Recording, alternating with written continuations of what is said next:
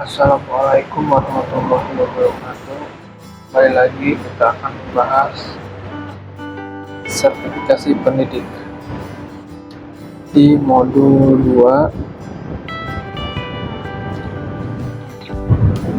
2, topik yang ketiga. Kita akan membahas cerita reflektif. Sebelum kita membahas cerita reflektif, kalau yang belum subscribe, di subscribe dulu ya, agar channel ini bisa berkembang. Oke, terima kasih. Oke, kita akan membahas cerita reflektif di modul 2 di topik yang ketiga. Topik yang ketiga itu bagaimana mewujudkan kesejahteraan psikologis warga sekolah. Nah, cerita reflektifnya seperti apa? Kita buka. Ceritakanlah pengalaman Bapak Ibu dalam menerapkan 3 upaya untuk mengembangkan keterampilan sosial dan emosional, belajar, berkolaborasi, dan menjadi teladan yang sudah Bapak Ibu lakukan di tahapan aksi nyata. Tuliskan peristiwanya. Bagaimana perasaan Bapak Ibu? Apa pembelajaran yang Bapak Ibu dapatkan? Pembelajarannya apa? Dan apa aksi atau tindakan yang saya lakukan setelah belajar peristiwa ini? Pembelajaran. Jadi ini ada beberapa yang harus diisi. Ini ceritakanlah menerapkan 3 upaya belajar, kolaborasi yang sudah Bapak Ibu lakukan di tahapan aksi nyata. Tuliskan peristiwa apa dan bagaimana perasaan, apa pembelajaran Bapak Ibu yang dapatkan itu pembelajaran.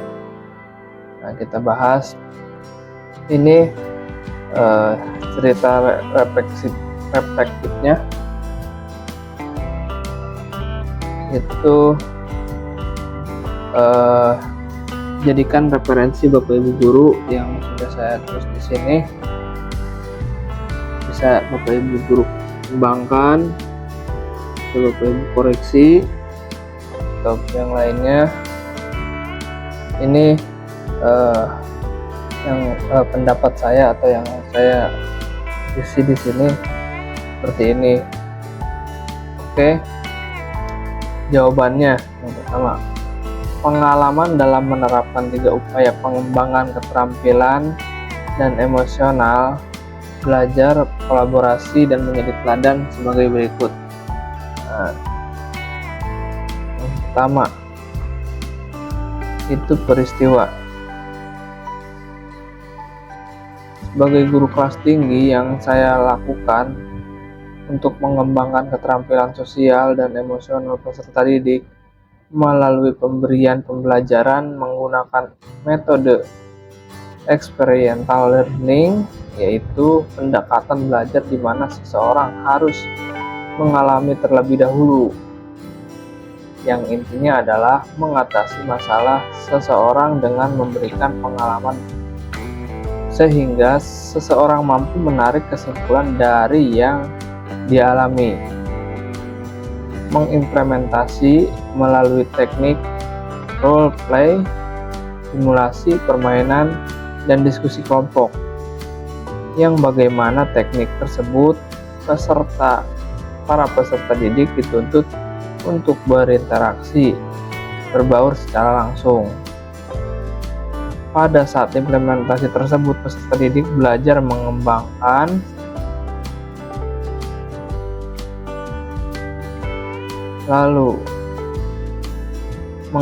keterampilan sosial dan emosional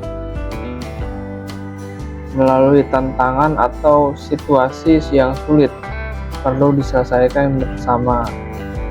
Tentu dalam hal ini saya selalu mendampingi dan mengarahkan para siswa didik. Saya juga berkolaborasi dengan guru lain, peserta didik dan keluarga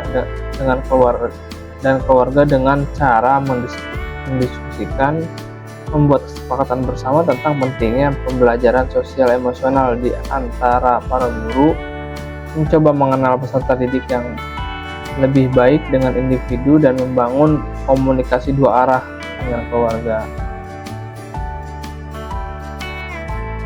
Saya pun memberikan teladan dan contoh yang baik dalam mengembangkan dan meningkatkan keterampilan sosial emosional, baik dalam kelas maupun di luar kelas, dengan cara berupaya menerapkan praktik-praktik yang baik. Pembelajaran emosional di setiap interaksi, menanggapi pertanyaan dan kekhawatiran yang diekspektasikan oleh peserta didik dan keluarga peserta dengan cara yang tepat. Nah, lumayan panjang juga untuk yang peristiwa. Jadi peristiwa apa aja, ya kan? Terus kan peristiwa yang Bapak Ibu alami, gitu kan? Yang peristiwanya seperti ini. Di kesimpulan dari peristiwa ini itu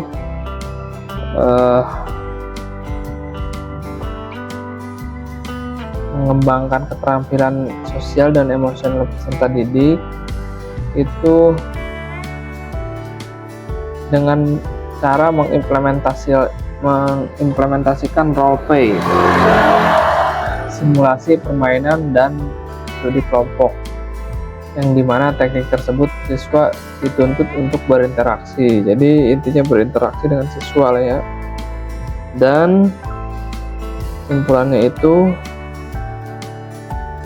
sebagai Bapak Ibu guru harus berdiskusi dengan keluarga atau orang tua murid, membuat kesepakatan penting pembelajaran sosial emosional di antara para guru, mencoba mengenal serta didik. Jadi peristiwanya itu ada dua gitu kan, pendekatan dengan siswa dan pendekatan dengan orang tua murid.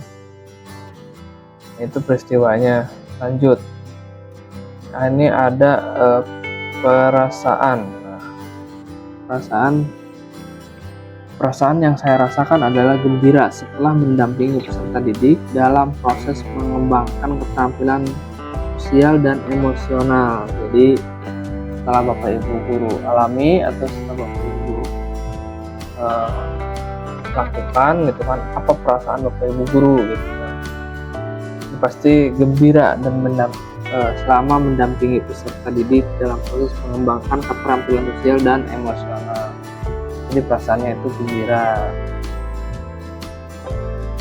Yang ketiga, ini pembelajaran. Nah, pembelajaran yang saya dapatkan adalah perlunya sebagai guru untuk membekali diri mengenai keterampilan sosial dan emosional secara lebih matang sebelum mendampingi dan mengarahkan para peserta didik dalam mengembangkan keterampilan sosial dan emosional, karena secara tidak langsung peserta didik dapat menilai dan mencontoh apa yang dilakukan guru. Pembelajaran ini.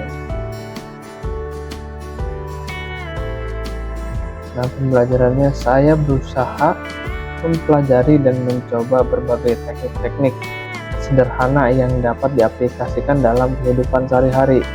Misalnya belajar bagaimana melakukan teknik stop untuk mengelola perasaan agar tidak menavigasi rasa kecewa ketika mengetahui bahwa yang direncanakan tidak sesuai dengan yang diharapkan, atau rasa marah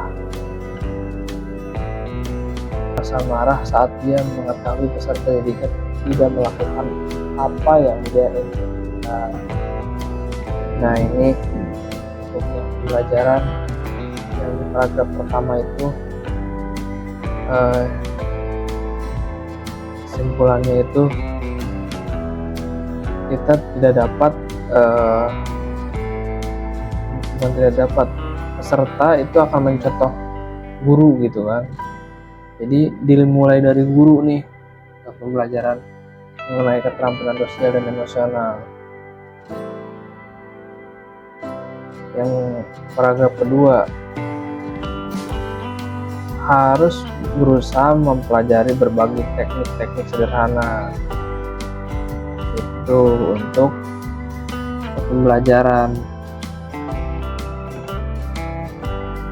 Itu Bapak Ibu guru untuk yang cerita reflektif modul 2 topik yang ketiga.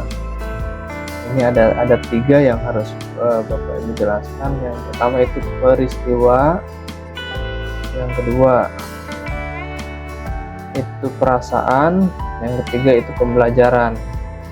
Ini yang sudah saya isi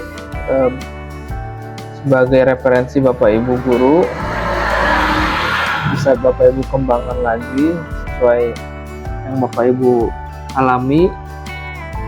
Untuk kali ini sekian, jangan lupa diklik subscribe dan like. Oke, terima kasih.